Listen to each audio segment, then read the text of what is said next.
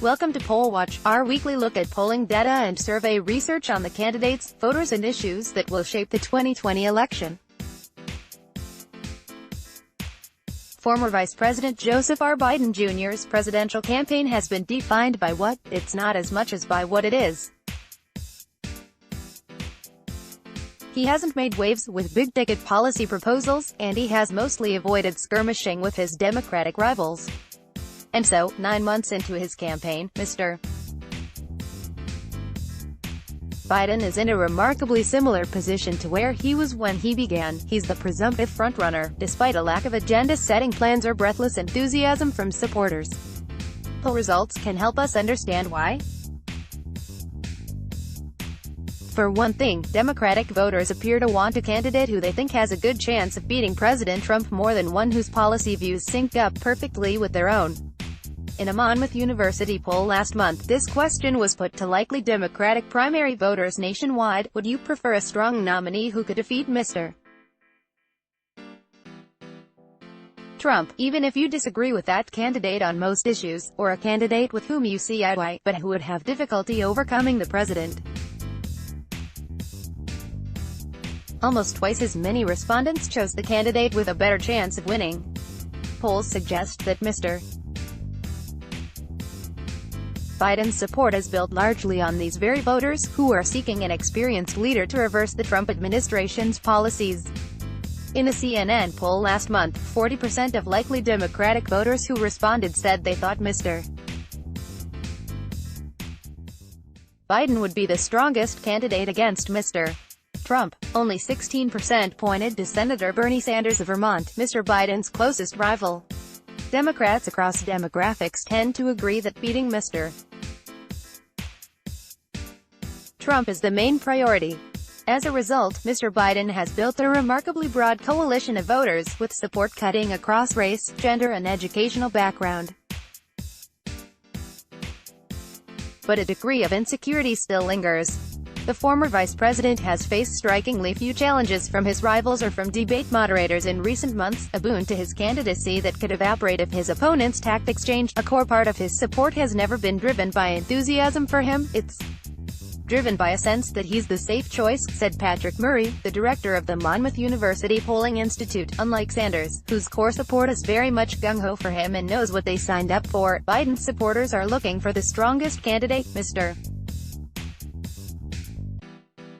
Murray added. He has so far survived that examination, but that doesn't mean it can't change over the next few weeks. Indeed, Mr. Biden's support dipped for weeks in the fall amid a surge from Senator Elizabeth Warren of Massachusetts, who was seen as possibly more capable of uniting the moderate and left wings of the Democratic Party. But her polling numbers began to waver after her support for Medicare for All drew criticism, and much of Mr. Biden's support appeared to stabilize.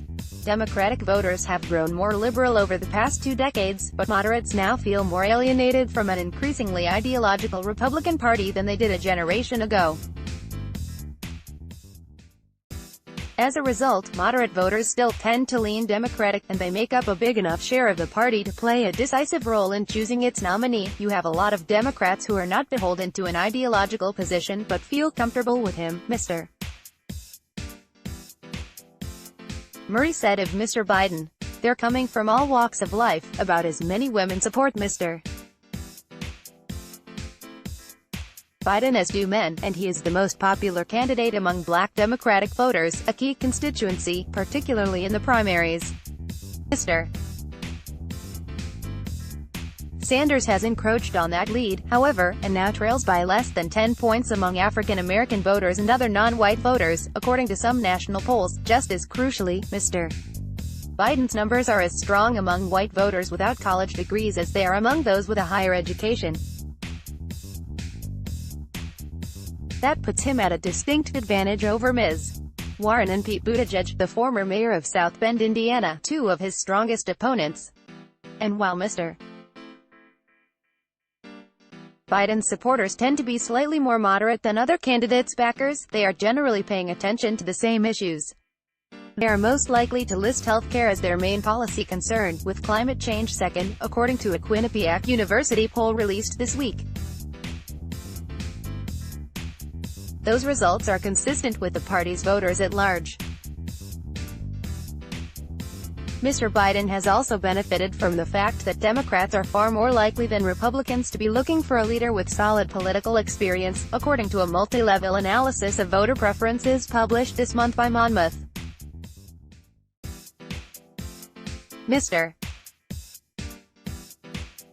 Biden, who was first elected to the Senate 48 years ago, is by far the most popular candidate among Democrats, who prioritize experience in a nominee. 44% of such voters backed him, the Monmouth analysis found. Finding an experienced leader matters particularly to voters of color, especially women of color, the study found. Mr. Biden's one major vulnerability is among young people.